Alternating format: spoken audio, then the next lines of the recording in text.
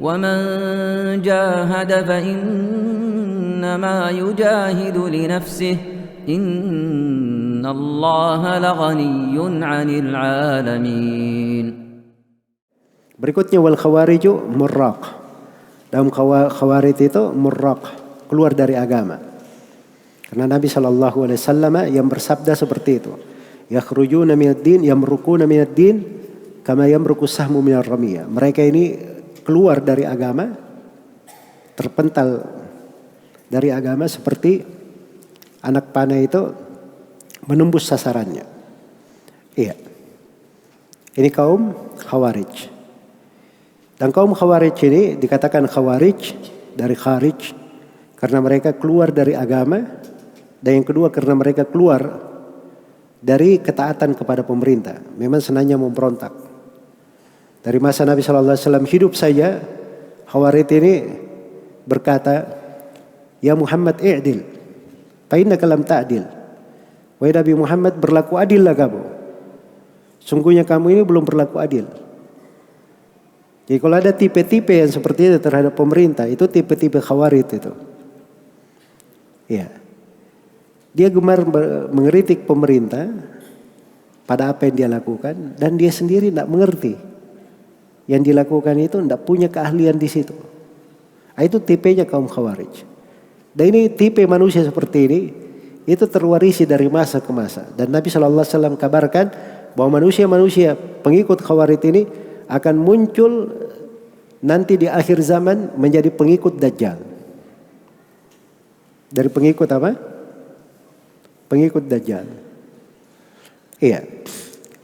Jadi kalau dia pemikirannya khawarij, seperti tadi yang bilang itu Imam Mahdi sudah muncul. Itu orang-orang khawarij itu. Mengafirkan pemerintah, mengafirkan penguasa-penguasa di seluruh dunia, berdusta atas orang. Iya. Itu kalau dia berpemikiran khawarij, kaum khawarij itu Nabi kabarkan pengikut Dajjal di akhir zaman. Pengikut Dajjal. Jelas ya? Karena itu hati-hati. Ini dari bahaya. So khawarij ini dari awal musibah yang menimpa umat. Mereka yang kudeta terhadap siapa? Utsman bin Affan radhiyallahu taala anhu.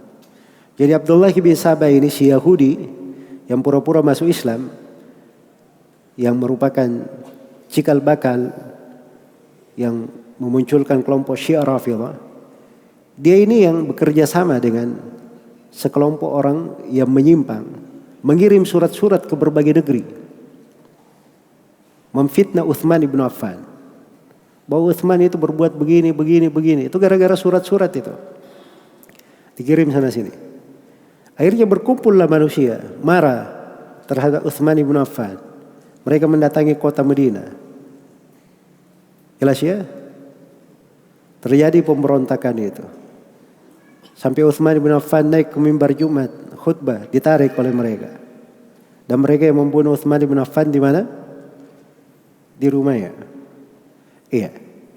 Dan itu kisah wafatnya Utsman bin Affan, itu pelajaran tersendiri. Pelajaran tersendiri. Ada hal-hal yang mendalam di situ ya. Utsman bin Affan kepala negara, disyariatkan memerangi kaum khawarij. Sahabat semuanya mendukung Utsman bin Affan. Kalau Utsman sisa perintah saja, akan ditebas semua itu orang-orang. Tapi Utsman tidak melakukannya. Itu ada fikih tersendiri beliau di dalam hal tersebut sebagai kepala negara, dan di dalam hal tersebut karena wasiat Rasulullah SAW terhadap beliau. Jelas ya? Jadi maksudnya di sini bahwa kaum khawarij ini sumber fitnah, sumber malapetaka. Begitu Al-Husain radhiyallahu taala anhu. Ya. Ketika terjadi pergantian pemerintahan, itu dikirimi surat-surat dari Kufah. Sampai dalam sehari itu masuk ke Husain ribuan surat. Sehingga beliau seakan-akan merasa yakin bahwa ini benar ini. Jadi diminta supaya datang, ini kami di sini sudah siap mendukung engkau. Kami di sini belum baiat kepada pemerintah baru. Kalau kamu datang ke sini, maka engkau akan jadi pemimpin kami. Jelas ya? Itu mereka semua itu yang datang bikin seperti itu. Begitu sampai Al-Husain di Karbala, mereka pada hilang semua, tidak ada yang muncul batang hidungnya. Dan mereka menjadi sebab terbunuhnya siapa? Husain radhiyallahu taala anhu. Inilah kelompok Khawarij, kelompok Syiah Rafidhah, sumber kesesatan di tengah manusia. Dan mereka yang bikin prahara. Tidak tanggung-tanggung. Kerjasama dengan orang kafir itu biasa. Membuat orang Yahudi, orang Nasara menindas umat Islam di dalam sejarah itu biasa di sejarah mereka. Tertumpahkan darah, meninggal puluhan ribu. Itu biasa orang-orang Yahudi dan kaum Khawarij. Sebab mereka tidak menganggap umat Islam ini kaum muslimin.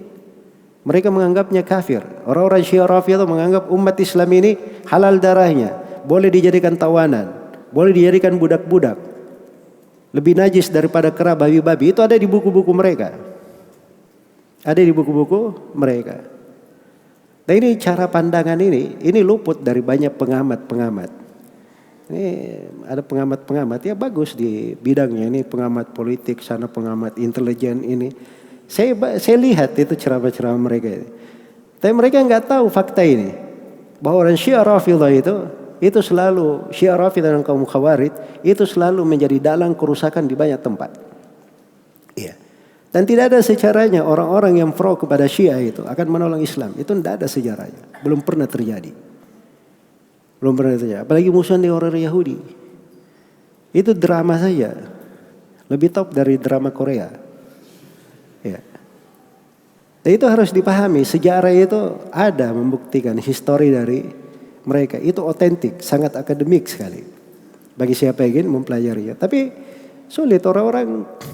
Dia tidak belajar, dia tidak mengerti itu. Bukan keahliannya. Bukan keahliannya. Maka ulama Islam itu sangat mudah melihat sesuatu, menilai. Orang-orang yang menyimpang dari pemikiran. Itu ada di buku-buku. Kelihatan di buku-buku akidah. Orang tahu usul ahli sunnah. Dia lihat seseorang cara berbicaranya. Bisa ditebak pemikirannya kemana. Itu ada semua ilmunya. Dan itu ada pelajarannya. Lengkap di dalam tuntunan agama kita. Walillahilhamd. Karena itu berpegang di atas sunnah itu dari hal yang luar biasa.